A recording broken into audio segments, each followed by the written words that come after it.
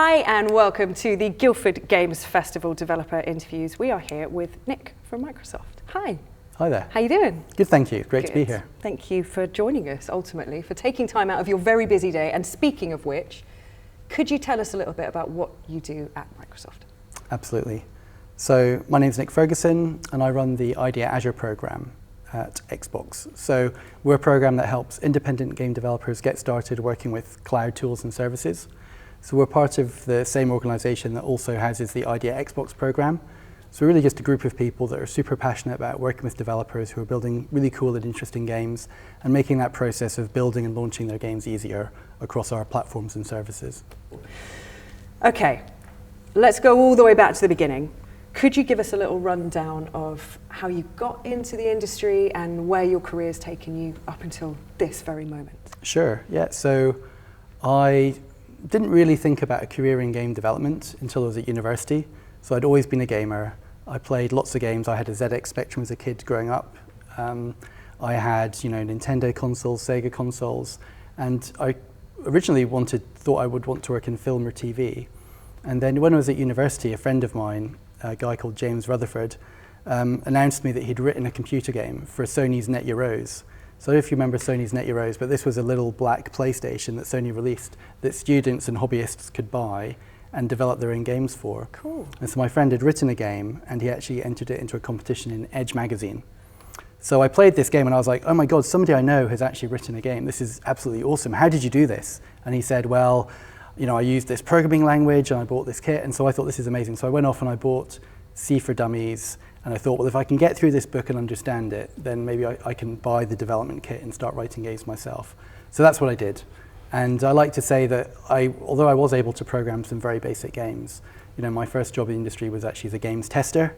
I think they thought, it's nice that you made the effort to learn how to program, but it's probably not what you're going to do for a living. But it was enough to get me in the door as a games tester actually at Rare. So that was my first job in the games industry back in the N64 era. Wowzers. Yeah. And tell us about your path from there. Rare, again, one of my absolute favorite studios. I adore pretty much everything they've done, mainly. Yeah, Rare is a fantastic studio. And one of the great things about being at Microsoft is I still get to see those guys occasionally today. But no, so my career path was really tester, designer, producer. So I moved further down south to Cambridge and I worked at Creature Labs, which is probably best known for doing the Creatures games. Mm-hmm. I was a designer there, and then I spent some time in kind of interactive multimedia, a company called Ragdoll, which is probably best known for Teletubbies and In the Night Garden. So they were doing an interactive division. Then I went back into kind of more traditional development, working at a company called Asylum Entertainment that did a lot of licensed games for Lego and the BBC, where I was kind of a lead designer. And that studio unfortunately shut down in 2003. And then I moved to Canada to work at EA. So I moved to Vancouver and was at EA Canada. And EA Canada at the time didn't really have many people with the job title game designer. It was more, you were a producer, and if you were an assistant or an associate producer, you were kind of more of a designer. But if you were kind of, as you got more senior, you kind of became more of the traditional producer. But it was very helpful for me in my career because what EA did was it said, you're not just responsible for coming up with the ideas in the game, but you're also, because you are a producer in title, responsible for kind of implementing it and making sure that the team's kind of on board. And it's your responsibility not just to spec it out, but also to make sure it gets into the game as you spec'd it out. So that was a really kind of useful discipline for me because I think previously I was used to just being that sort of slightly dangerous designer that just has lots of ideas. Yeah. The wavy hand type. Exactly. Yeah, let's just go. Wavy hand Love stuff. Yeah. And then say well, if it didn't work out in the game, it'd be like, well, it's clearly not my genius idea because that's not what was in my head. And I think guys implemented it wrong. The work is working out how to get what may or may not be in your head, if we're being honest, into something that's fun to play in the game. So EA was a big step for me in my career. And then I actually came back to the UK with EA and worked at EA in the UK, where I worked initially supervising the handheld versions of FIFA and Need for Speed, and then I ended up working on Burnout Dominator, which I fondly refer to as the B-team Burnout, because it was kind of the Burnout that was being done at the same time as Burnout Paradise, but it's being developed by a kind of hybrid team of EA people and Criterion people. It was a lot of fun to work on it. It's a project that I'm very proud of. Yeah, I bet. Going back to the EA stuff, that's such an interesting approach to it. And I think as people that work in games anyway, we're so used to our titles not necessarily translating to what we actually do, but almost, encouraging designers to really think about the processes that are behind the thing that they want is a really interesting way to do it. I love that. It's like design with responsibility. Yeah. That's how I thought of it. It's good. Yeah, parameters though, they're good. It's a good thing. Yeah. Exactly. With great power comes great responsibility. Exactly. So, what we've learned from this brief journey through your career is that you've worked on some really cool titles. There's a lot of really interesting games in your history. Well, there's lots of cancelled games as well, but we all have that. Exactly. Yeah, that's all right. People don't remember those. Yeah. Thinking about your career from the get-go, could you pick one striking change that you've witnessed, whether in games or in the industry itself, or actually in the playable product, throughout your tenure in the industry? I think one of them is definitely just team size, especially kind of in the AAA end of the spectrum. The teams are just so huge now. But I think the counterpoint to that is that tooling has just become so much better. There are now so many tools that are dedicated to building games and helping you build game development. Whereas I think when I started, there weren't really that many tools that were built specifically for game creators. So everything, we were constantly, reinventing the wheel, having to kind of battle technology at the same time as trying to build a game. And I think a lot of things have stabilized. And I think the upside of that is it means that you can actually have what by modern standards is a very small team. But they can just get a lot done, and they can build a game that maybe 10 years ago, this would be a game that was built by 50 people or 100 people, can be built by a much smaller team. So I think that at the same time that we've seen team sizes grow in the AAA space, we're also seeing that smaller teams can just get a lot more done because there's just so many great tools out there, and also just the model of working as well. Because people can collaborate much more efficiently, not just in the kind of in-person studio environment. It means that you can partner with people on the other side of the world to kind of make your game come to life. So I really feel like the options for developers are just much greater than they ever were before. I think when I started, the only way to really make video games was to go and get a job at an established studio, that had an agreement with a publisher or a console manufacturer to make those games. Yeah. Whereas now you could be a teenager in your bedroom and you can start picking up, Unity or Unreal or some other tool set and start doing something. And if you want to, you can release that and make it available to the world. That's an incredible change. And I think that's the change that I think has had the most impact on the industry since I've been involved. I'd agree. That's a really good point. I think the other thing that we're seeing, especially in the Guildford area, is, we've got, as you say, that potential for teenagers to access the tools to make their own games. But similarly, we're seeing, hardened developers coming through great big AAA situations and then going, you know what? I think I want to go and do my own thing. And they've got all of that knowledge, and now the tools are so much easier and simpler to get to grips with, that there's this ability for, all kind of walks of game dev to make something really incredible in much less time. And I think it's very important that you said the words easier and simpler as opposed to easy and simple. Yeah. Because I think that, game development is never easy, and it's not that these tools make it easy, but it certainly makes it maybe less painful and less challenging than it would be otherwise. I've become very well versed as someone that doesn't actually make video games, to be really careful about. This looks easy. I don't really make video games anymore. This is either, it. It's nice to let's keep it bottled. It's good. Okay, so tell us about what ID at Azure are doing. I know we've gone over it briefly, but just the kind of the deets. I mean, the idea behind ID at Azure is to just help developers get started working with cloud. And I think the program came about because at Microsoft we saw that we work with developers of all shapes and sizes at Microsoft, from kind of one man, one woman, one person indie studios to these large global teams. And we saw that larger studios were using a lot of cloud. And but we looked at the indie sector and we thought there's not as many studios who are engaging with this technology. And we thought that's a real shame, because we believe that there's a lot that cloud can do to help you build your game, grow your game, just make development easier. So really the goal of ID Azure is to do a couple of things. It's to show people that, it's to explain what cloud can do to help make development of your game easier. Because I think a lot of people hear about cloud, but they don't really know exactly what that means. And it can have different meanings depending on what you're talking about. It could mean, xCloud, which is all about kind of a game that's running somewhere in the cloud and streaming to a player's device. or in the context we use it, it's more about using cloud-based tools and services to help you, both with the development of your game, but also with operating and running, updating and improving your game once it goes live. And so the way that we do that is we have a program that anyone can apply and join the ID Azure program. And that gives you access to a developer hub, which has a lot of useful information about how to get started. We have an area called the education portal, which explains, what's possible, with cloud. What are the kind of game areas that might benefit from using cloud services? So that might be, game production, helping you run a remote team more effectively. It might be, running a multiplayer game, or collecting data and analytics about what's going on in your game so you can improve it. So we have a lot of helpful resources about what's possible, how to get started. And then the other thing that we do is we've partnered with Microsoft for Startups Founders Hub to make Azure credit available to developers so that anyone joining the program can get up to $150,000 worth of Azure credit, which is available to help them, just start using the services, get comfortable working it, and hopefully get to a point where they can kind of release and launch their game without having to worry about the cost of services. We actually think that cloud is a very cost-effective tool, and it absolutely pays for itself in development. But we also understand that there's some concern that developers find that, is it going to be expensive? How much is it going to be? And then the other benefit of our joining forces with Founders Hub is you get access to some free software licenses as well. So we have licenses for some pretty popular development tools like Visual Studio Enterprise, GitHub Enterprise, Microsoft 365, including Office and Teams. So software that a lot of developers use day to day, you can get licenses for free through our program as well. And then finally, we want to provide support as well.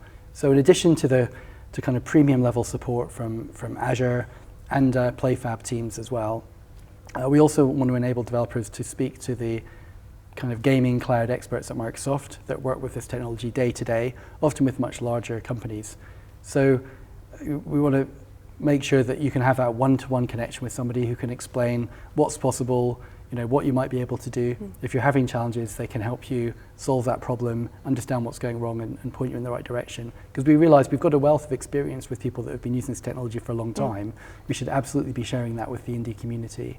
Yeah. So that's a little bit about what we do. That's so cool. And this is it, with for a small team, having access to all of these things in one place, as well as an experienced voice to make sure that you're getting the most out of it at every point, that's must be such a huge deal to these teams. I love it. And without putting you on the spot, how many studios, across the board, would you say? Well, I can't really say the number, but hundreds. Hundreds of them. Hundreds, Brilliant. Millions. Good. So yeah, really cool. We launched at GDC last year publicly, and we've been very happy to have hundreds of developers kind of join the program and start making use of the tools and services. So we feel like we're off to a great start. And as we're learning with games, as it progresses and becomes a mature industry as opposed to fledgling, we're seeing that there really is no such thing as too niche when it comes to games. It doesn't exist. Too niche can still be of interest to 1 million people, and it could still fly under the radar for your average, kind of AAA gamer. But to just have the ability to bring these ideas and the depth of story and the diversity of voices into the gaming kind of space is so cool. But I think there's a lot of challenges with making games that aren't niche regardless of the game you're making. So how do I make sure that my kind of game source code and assets are protected, and that if my studio burns down, I'm not going to lose everything? How do I work effectively with people remotely and make sure that everybody has a good experience kind of accessing all this data that we're using to build the game? How do I understand what players are doing in my game? How do I understand if the year, 2, 3 years that I spent building this game was time well spent, when I discovered that only a fraction of my players actually bothered to explore this whole alternate channel? So we believe that helping developers understand what players are doing in their game after launch is really important. Even if you're not building a live service game, it just provides a lot of lessons that you can take and put into the next project that you get to work on. Because a lot of studios, they don't move on beyond that first game. They don't survive. They don't have that success. And the best predictor of success in the games industry is really being able to kind of get through that first launch experience and then work on a second game, and ideally a third and a fourth game. So we just want to make sure that developers take as much learning from that initial experience or the next experience, and then they can kind of take that knowledge and apply it to the next game to hopefully get an even better result. Invaluable, I imagine. Just a side note though, do you think any development studios ever have burnt down with everyone's stuff in it? I've never thought about it before. Oh my God, what if it has? I know. Imagine what we could have lost. I think there's been some flooding around Guildford. I remember that a few years ago. So how do you hope that the programme will change the way that developers make games? Well, I guess we'd like to see, I don't know that we want to change the way developers make games, but I think we want to make it more accessible and make it easier for any developer, regardless of their background or experience, to kind of start working with these services if they choose to do so.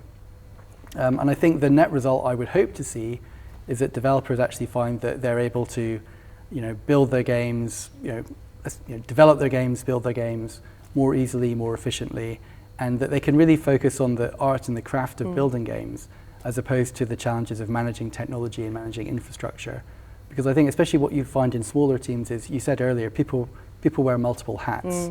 And it's not uncommon for, say, a lead programmer to also be the IT person, to also be fulfilling these multiple roles. Social media often being one of them. It's right up exactly. there. Yeah. So I think that if you can lean on, say, Microsoft to provide some of that kind of technology expertise and take responsibility for making sure that the assets in the game are kind of safe and secure, then that's just time that you don't have to spend worrying about that problem, and you can turn it to the attention of developing the game itself. So ultimately, we want our tools to be easy to use, to be transparent, to make life easier, so that developers can just focus on the real value add, which is building the actual game itself. Yeah, and from working with smaller teams and occasionally seeing it happen, that kind of day-to-day admin is a real creativity killer for a huge amount of people. It becomes the wall that you just can't traverse because it's not of interest, and there's so many more exciting things to be doing. So to have that backup, that support, and help. I mean, to me, it feels like an evolution of trends that we've seen in the industry. Whereas everything used to be written in very kind of low level assembly language, really written to the metal, and then people have started using more abstracted programming languages.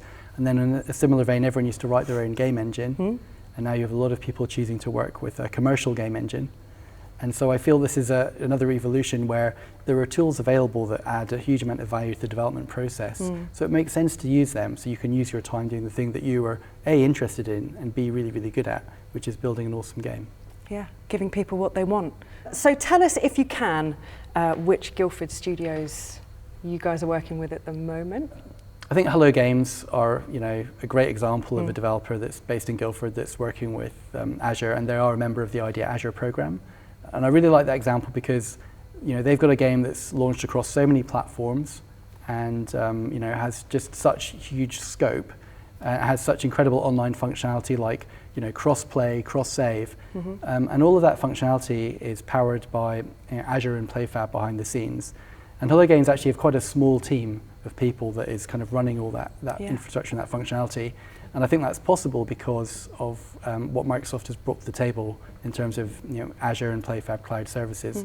So when I look at the success that game's had and the scale that it's had and the success it continues to have because they keep updating the game, I think that's a great example of what's possible in helping a relatively small team accomplish a lot with the cloud. Yeah, you're right. They are a very lean team, and it's impressive. I mean, it's always been impressive what they do with No Man's Sky, but impressive to think that, now we're in a situation where we're having to add an option to put DLC and updates on the Guildford Games website because of Hello Games, because they keep releasing so much stuff, and we don't want them to not be represented as the sheer amount of content that they're throwing out into the world. It's astounding. They need to, please, Hello Games, never stop developing No Man's Sky, please. Not ever. Thank you. Not ever.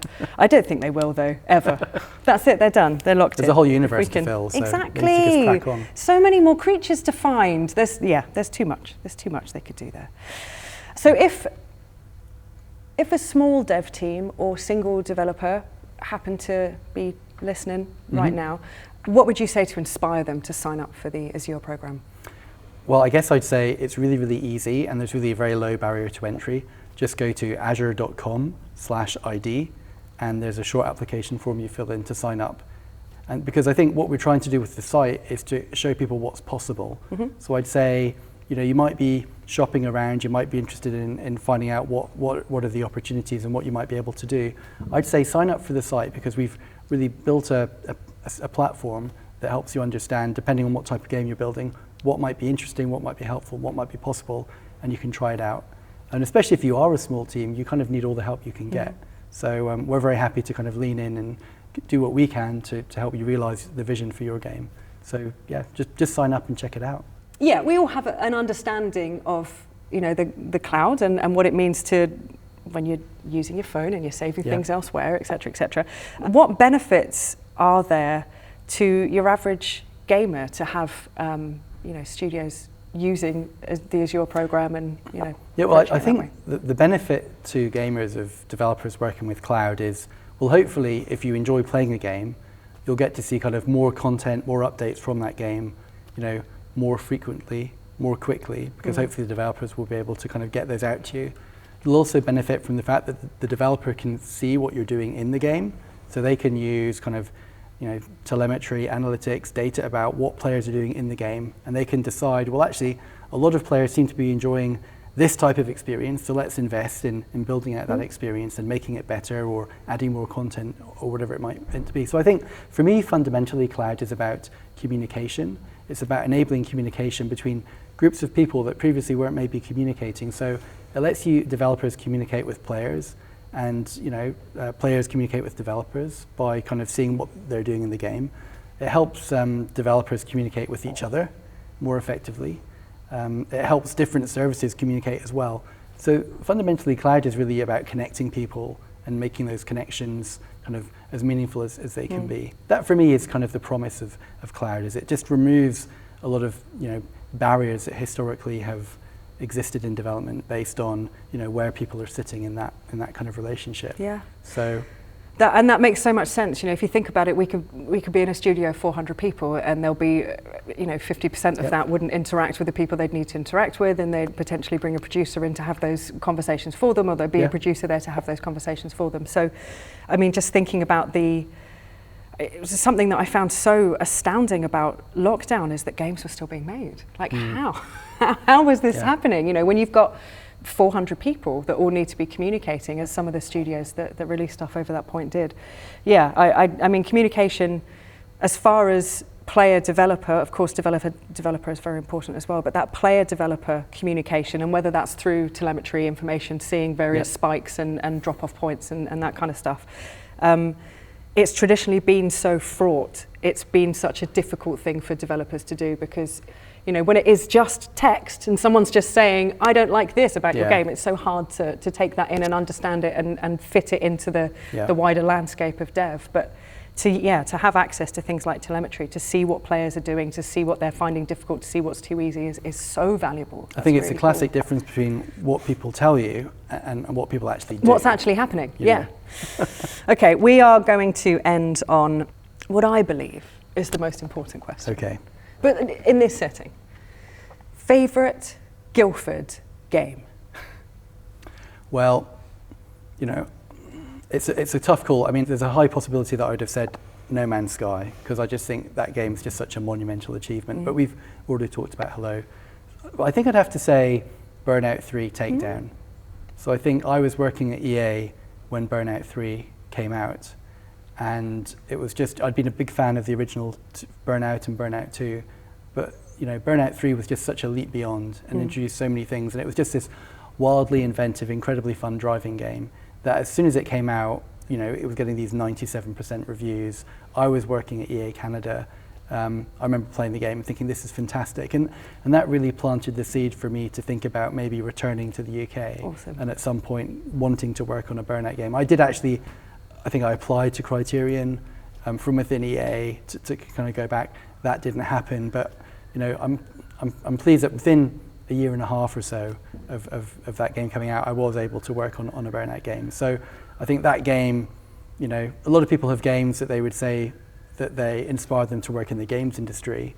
But that was a game that I was already in the games industry, but it inspired me to kind of try and get back to work with the specific studio and the specific team of people. And one of the things that I really treasure about that kind of experience is that, you know, the Guildford games community is so kind of, you know, tight-knit, and it's great to kind of, whenever I come to Guildford, I always feel like there's just lots of friends everywhere that, you know, I maybe haven't seen for a while, but I know that they're there. And even if it's been a few years since we've connected, we always have a great time catching up. So that for me, you know, all goes back to playing Burnout 3 and just thinking, wow, what a fantastic game. I want to work with the people that made this experience. Good old Guildford. Oh, that's wonderful. And I hope we will get to speak to some of the key players, because the Guildford and racing connection is huge, absolutely definitely. huge. And that's something that, you know, in 4 years of the festival, we haven't even touched on yet, you know, and there's this huge kind of wealth of history there that we're going to be delving into really soon.